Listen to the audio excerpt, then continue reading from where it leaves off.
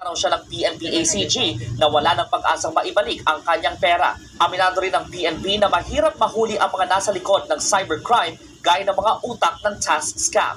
It's borderless because internet is borderless. You can actually be here, sitting at the comfort of your home and scamming other people from different countries.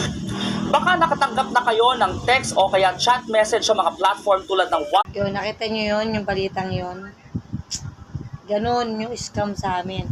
Almost 166,000 na scam ako ng ganun. So, wala rin nagagawa. Kung makakuha man tayo o mahuli mo yung tao, hindi naman na ibabalik yung pera. So, yan. Aral sa akin. May scam ng mga ganyan sa online, so huwag kayo masyadong maniniwala dyan. And nangyari sa akin. Ayaw nyo matulad sa